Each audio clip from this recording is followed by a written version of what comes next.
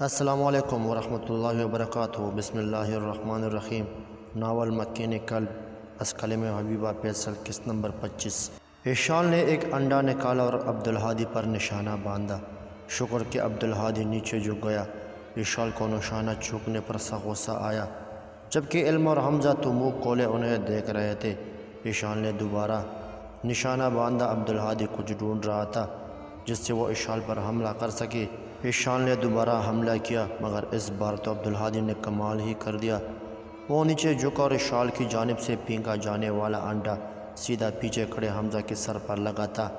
ایک لمحے کو تو ایشال کی سانسیں ہی تھم گئی، چاہے وہ کتنی لڑاکو کیوں نہ ہو، کہیں نہ کہیں تو وہ حمزہ سے ڈرتی تھی۔ وہ تابع کچھ کڑوس سا حمزہ کے چہرے کے تاثرات سخت ہو گئے تھے۔ انڈے کی زردی اس کے بال اور پیشانی کے گرد بہہ گئی تھی۔ او نو، مر گئے! ایشال نے تقریباً دبی دبی چیخ سے منہ پر ہاتھ رکھ لیا۔ یہ اس جن کی وجہ سے ہوا، قسم سے میں نے کچھ نہیں کیا۔ ایشال حمزہ کی جانب دیکھتے ہوئے جھجکتے ہوئے کہہ رہی تھی اور عبدالہادی کی جانب اشارہ کیا۔ یہاں پر گواہ موجود ہے، انڈا پھینکا کس نے تھا؟ عبدالہادی نے مزے سے کہتے ہوئے علمہ کی جانب دیکھ کر پوچھا۔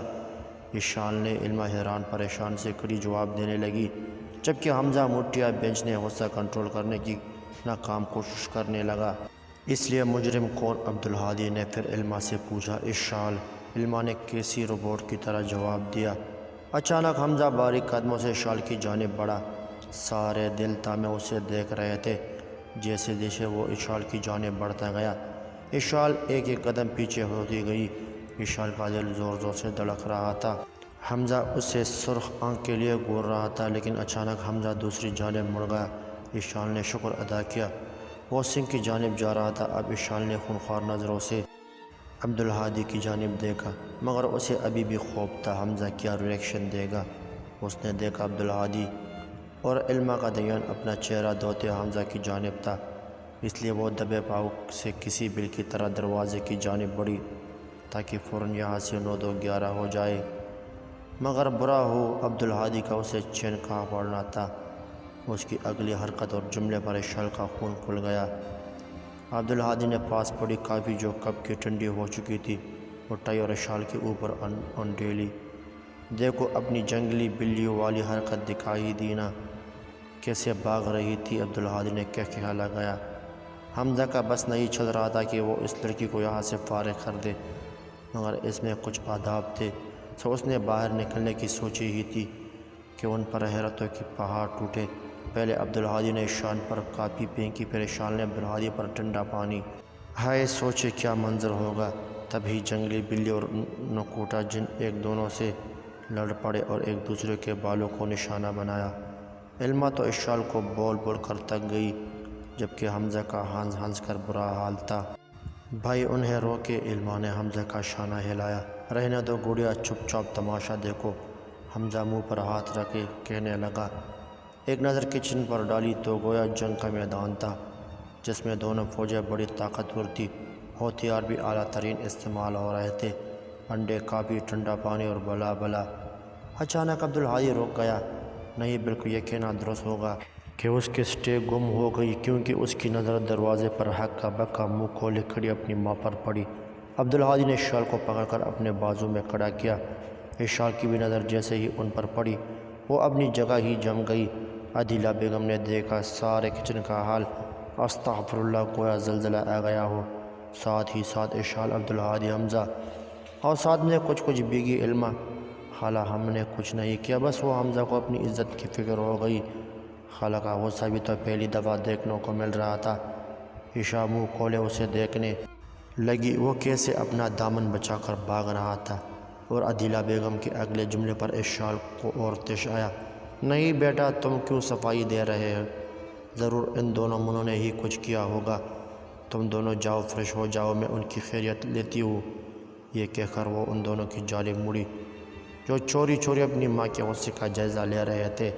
حمزہ اور علمہ باہر تو آ گئے، مگر علمہ نے اسے روکا۔ بھئی روکے نہ، خالہ کو کتنی ڈانٹ پڑے گی انہیں، نہ جی میں بہت تھکا ہوا ہوں، اس نے جمع ہی لیتے ہوئے کہا، جبکہ دل ہی دل میں ہنس رہا تھا۔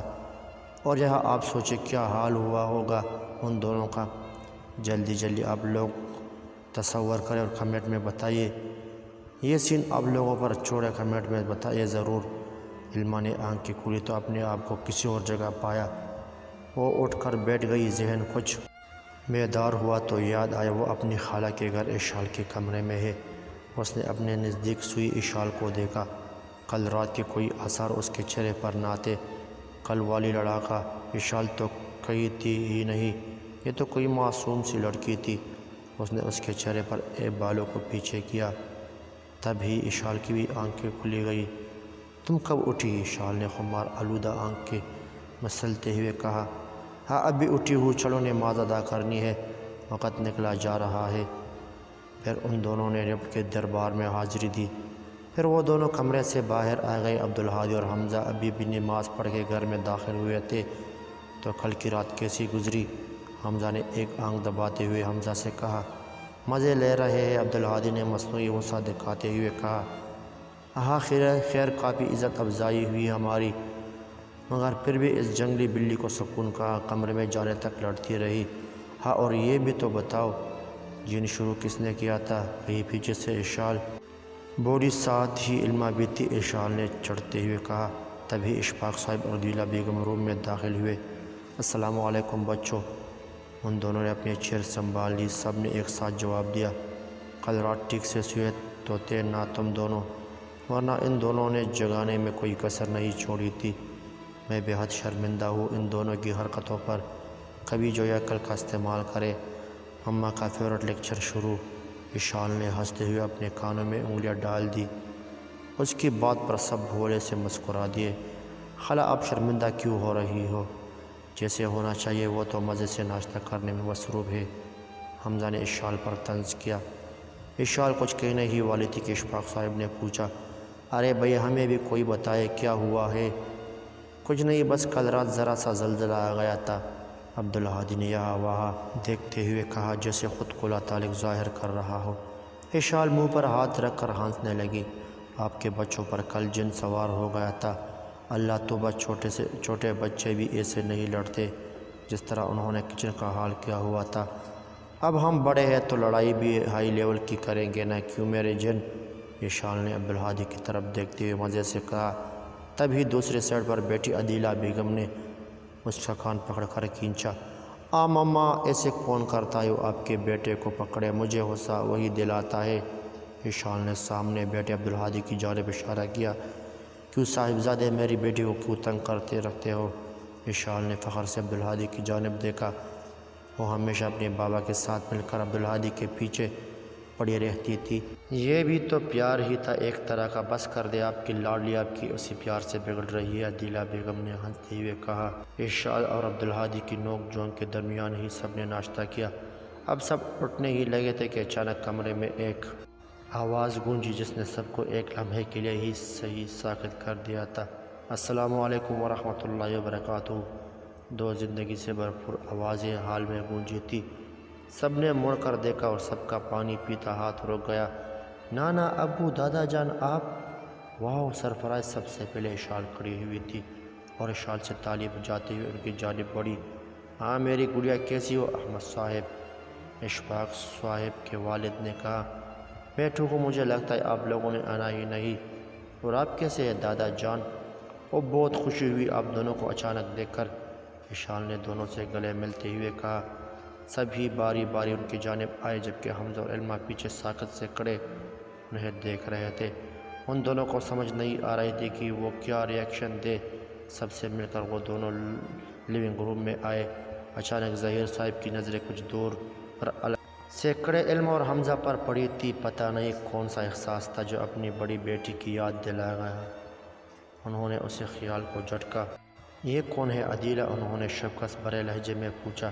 عدیلہ بیگم اسی لمحے سے ڈرتی تھی۔ وہ ابھی بتانا نہیں چاہتی تھی، وہ نہیں بولی تھی وہ دن جب انہوں نے زندگی میں پہلی مرتبہ غصہ کیا تھا، اور پھر وہ ڈر آج تک عدیلہ بیگم اپنے دل سے نہیں نکال پائی تھی۔ وہ بابا، یہ میری ایک سہیلی ہے، اس کے بچے ہیں، عدیلہ بیگم نے دھیمی آواز میں کہا۔ اس وقت یہی بہانہ سوجا تھا۔ باقی سب ان کے جواب پر انہیں دیکھتے رہ گئے۔ علما کا جی چاہا وہ ابھی ان کے پاس جائیے اور انہیں بتائیے، دیکھیں آپ کی بیٹی کتنی تکلیف میں ہے، ایک بار مل لیں اس سے۔ مگر نہیں اس نے کنٹرول کیا خود پر اور انہیں سلام کیا، السلام علیکم۔ دونوں نے ساتھ میں سلام کیا، وعلیکم السلام، کیسے ہو بچوں؟ ظہیر صاحب ہمیشہ ہی ایسے تھے، چاہے اپنا ہو یا اجنبی، ہر ایک سے شفقت بھرے لہجے میں بات کرتے۔ وہ اپنے اخلاق کی وجہ سے کافی مشہور تھے۔ انہوں نے دونوں کے سر پر ہاتھ پھیرا۔ احمد صاحب نے بھی انہیں دعائیں دی۔ اچانک حمزہ کا موبائل بجنے لگا۔ حمزہ نے موبائل دیکھا اور ایک نظر اپنے نانا جان پر ڈالی۔ اگر انہیں پتہ چل جاتا کہ کس کی کال ہے تو وہ ایکسکیوز کرتا باہر کی جانب آیا۔ علما شال کے ساتھ کھڑی اسے دور جاتا دیکھ رہی تھی۔ ہیلو مما، حمزہ بولا، لیکن فاطمہ بیگم کی اگلی بات سن کر اس کے چہرے پر تناؤ پھیلتا گیا۔ اس نے لب بینچ لیے۔ میں آتا ہوں ابھی۔ حمزہ نے فون پاکٹ میں رکھا اور اندر کی جانب بڑھا۔ علما ہمیں گھر جانا ہے ابھی۔ حمزہ کا لہجہ سپاٹ تھا۔ علما اس کا چہرہ دیکھ کر چونک گئی جس پر گہری سنجیدگی چھائی ہوئی تھی۔ سب اسے ہی دیکھ رہے تھے۔ بیٹا اتنی جلدی جا رہے ہو؟ اچانک سے خیریت تو ہے نا؟ مدینہ بیگم پریشانی سے بولی۔ انہیں کچھ ٹھیک نہیں لگ رہا تھا۔ نہیں خالہ آنٹی کچھ کام ہے، بس ہم پھر آئیں گے۔ وہ خالہ کہتے کہتے رک گیا۔ حمزہ یہ کہتا علما کو لے کر نکل پڑا۔ اشال بھی حیرت سے انہیں جاتا دیکھ رہی تھی۔ پھر اب سارا دن اپنے نانا ابو اور دادا جان کے ساتھ گزرنا تھا۔ بھائی ہوا کیا ہے؟ کچھ بتائے تو صحیح۔ علما حمزہ کے ساتھ کار میں بیٹھی تھی اور بے چین تھی۔ کچھ نہیں گڑیا، بس کچھ کام ہے ارجنٹ، تو سوچا تمہیں بھی ساتھ ہی لے چلوں۔ علما پھر بھی مطمئن نہیں ہوئی تھی مگر خاموش ہو گئی۔ گھر پہنچتے ہی وہ فوراً اندر داخل ہوئے۔ دیکھا تو مما بابا انہی کا انتظار کر رہے تھے۔ علما جاؤ تم فریش ہو کے آ جاؤ، مجھے کچھ ضروری بات کرنی ہے بابا سے۔ حمزہ نے اس کے سر پر ہاتھ پھیرا اور اسے محبت سے کہتا صوبے کی جانب بڑھ گیا۔ علما حیران پریشان سے اندر کی جانب بڑھی مگر کمرے کے دروازے پر ہوئی رک گئی۔ پتہ نہیں کیوں وہ جاننا چاہتی تھی اور زندگی میں پہلی بار وہ کسی کی باتیں چپ کر سن رہی تھی۔ مما وہ اتنی بکواس کر کے گیا ہے، آپ نے اسی وقت مجھے کال کیوں نہیں کی؟ میں اسی وقت اسے سبق سکھاتا۔ حمزہ غصے سے مٹھیاں بھینچتے ہوئے بولا، بیٹا اس لیے ہم نے تمہیں نہیں بلایا۔ مجھے پتہ ہے تم علما کے معاملے میں بالکل صبر سے کام نہیں لیتے۔ اسماعیل صاحب حمزہ کی جانب دیکھ رہے تھے جس کا غصہ آسمان کو چھو رہا تھا۔ آخر بات بھی تو علما کی ذات کے گرد گھومتی تھی۔ علما اپنا نام سن کر چونک گئی۔ اب تو سننا لازمی تھا۔ اس بیکار انسان کی ہمت کیسے ہوئی میری گڑیا پر اتنا گھٹیا الزام لگانے کی؟ اگر منگنی نہیں کرنی تھی تو نہ کی دیتا۔ میں خود علما کو کسی ایسے انسان سے نہیں باندھ سکتا ہے جس سے اس کی قدر نہ ہو۔ اگر وہ میرے سامنے ہوتا تو آج میں اس کا قتل کر دیتا۔ علما کے کان سائے سائے کر رہے تھے۔ پتہ نہیں بھائی کیا کہہ رہے تھے، اسے سمجھ نہیں آ رہی تھی یا شاید وہ سمجھنا نہیں چاہتی تھی۔ فاخر کو قدر ہی نہیں تھی۔ بس میں مزید نہیں سنوں گا، اگلی بار اس کا ذکر یہاں نہ ہو۔ توڑ گئے ہیں نا وہ منگنی تو توڑ دے، ہمیں کوئی فرق نہیں پڑتا۔ کہہ دے انہیں بالکل ٹھیک ہی ہوا۔ ابھی سے پتہ لگ گئی اسے گھٹیا انسان کی نیچر۔ ہاں بیٹا میں تمہارے بات سے متفق ہوں، میری بیٹی کی کردار کشی کی ہے اس نے، میں کبھی نہیں بخشوں گا اسے۔ شوہردار اس وقت علما نہیں تھی مگر بیٹا اب تم ہی علما کو بہتر طریقے سے سمجھا سکتے ہو، اسماعیل صاحب نے حمزہ سے کہا۔ ان کے چہرے پر گہرے سوچ کے سائے تھے اور علما تو بڑی مشکل سے وہ دیوار کا سہارا لے کر کھڑی تھی۔ ایک بار پھر اس کی کردار کو نشانہ بنایا گیا تھا، ایک بار پھر وہ ہیرو کے بیچ رسوا ہوئی تھی۔ لو آہستہ آہستہ چلتی بیڈ پر آئی اور وہی ٹیک لگا کر قالین پر بیٹھ گئی۔ اچانک پتہ نہیں اسے کہاں سے وہ بات یاد آ گئی۔ مما نے کہا تھا ہر حال میں اللہ کا شکر ادا کرنا ہے اور جو ہوتا ہے اس اچھے کے لیے ہوتا ہے، لیکن وہ آخر کس بات کا شکر ادا کرتی ہے کہ اس کا رشتہ ٹوٹ گیا اور پھر معاشرہ تو اسے ہی مشکوک نظروں سے دیکھے گی۔ اور کیا اچھا ہوا تھا اس کے ساتھ؟ اس نے اپنے سر کو منفی میں حرکت دی۔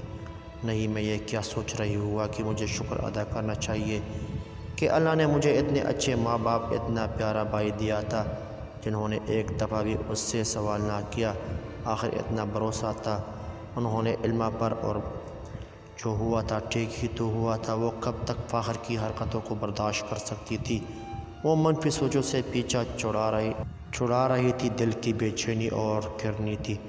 سمپل سا حل تھا، دلوں کا سکون اللہ کی یاد میں ہے۔ پھر وہ وضو کے لیے باتھ روم کی جانب بڑھی۔